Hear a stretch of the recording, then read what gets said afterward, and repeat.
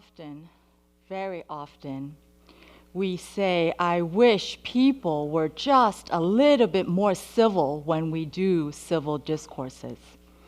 We often say if people could just show some civility while we're having these difficult, meaningful conversations, we could actually talk about systemic barriers and problems and maybe even fix what ails us as a society. The problem with this, however, is not everyone agrees on what it is to be civil. Not everyone agrees on what it is to have civility. In fact, it turns out civility is not innate. Civility is not universal. What you all think is respectful, courteous, kind, and nice may not be what I think is kind, respectful, courteous, and nice. I guarantee you, what I think is respectful, you may think is disrespectful. And what you think is courteous, I may think it's discourteous.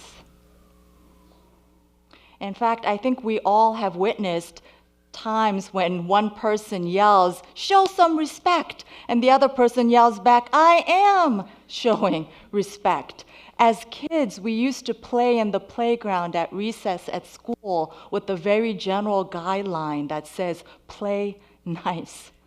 And I have witnessed kids shove another kid and the teacher calls out, "Play nice," and the kid yells back, "I am playing nice."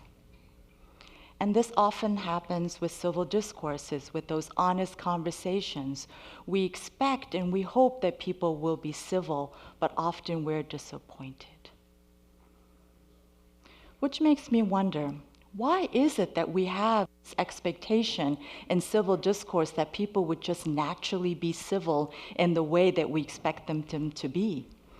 We don't have these expectations in other places where people gather. In fact, imagine if we were on a highway driving, and instead of signs that show the speed limit, it just said, "Be kind." Imagine instead of saying 55 miles per hour speed limit, it just said, "Be respectful." Imagine if there were no white lines telling us where the lanes were. Imagine if there's no rules that tells us we have to signal before we cross lanes. It would be chaos. People would bump into each other. There would be friction. There would be bad feelings, and nobody is going anywhere. In fact, if we didn't have those rules on the highway, some may even fear and not even engage because they don't know what to expect. And that is what happens sometimes with civil discourses. People don't even engage because they don't know what to expect. What if we had some rules of engagement?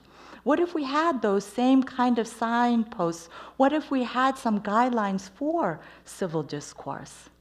What if we had some sort of framework for civility, some guardrails where we know we could play within? If we were to create a framework of civility, I would suggest we have 4 steps in it. The first one I would suggest is what I call discourse destination. What are we trying to achieve with this conversation? What are we trying to achieve with this dialogue? Is it so that we could all share experiences and have a better understanding? Is it coming up with best solutions on how to fix societal problems? Is it coming up and making decisions on what next steps are so we know what to do?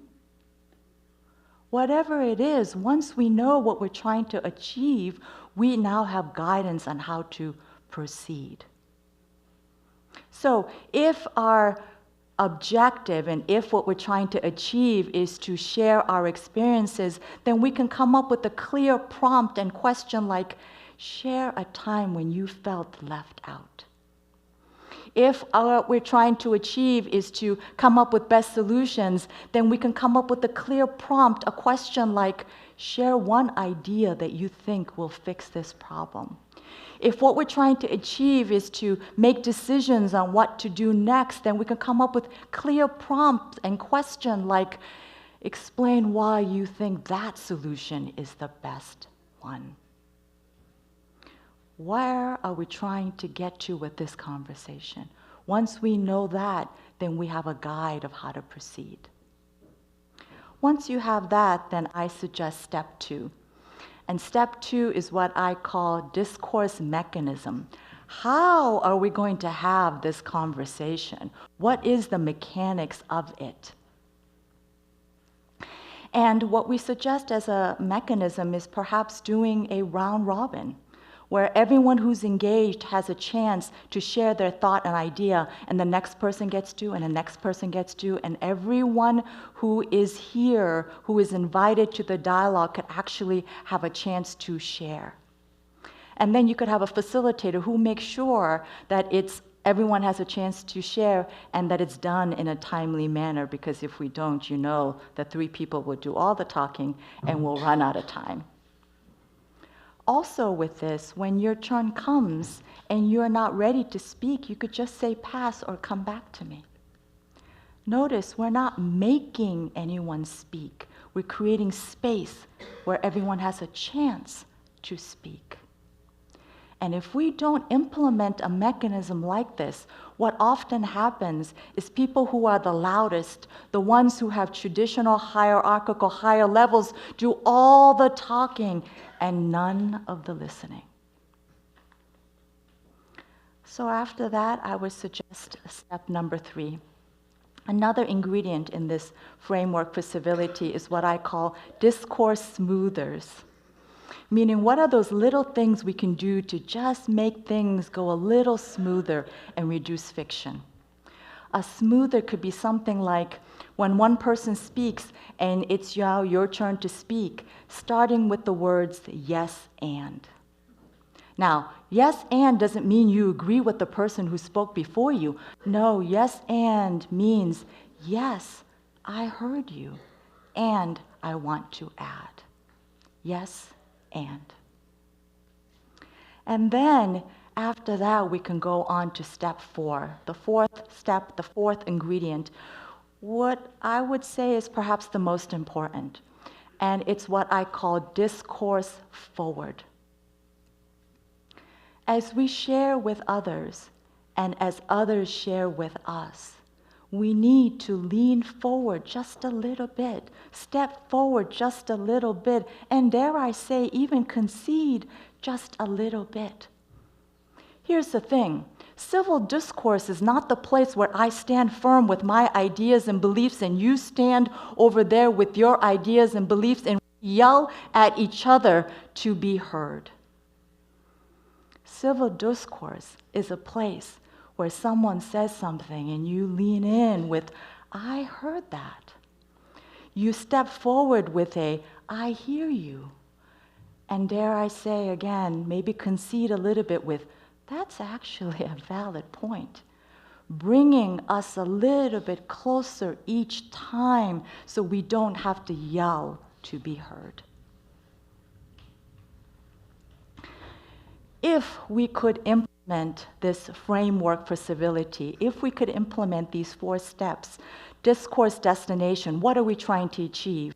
If we could implement discourse mechanism, how are we going to have this conversation? If we could implement discourse smoothers, reduce friction, and most importantly, have discourse forward, where we could be a little bit closer, then perhaps, just perhaps, we could have the meaningful, impactful, raw, honest civil discourses and conversations. And that will allow us to fully understand our systemic barriers and problems and maybe finally fix what ails us. Thank you.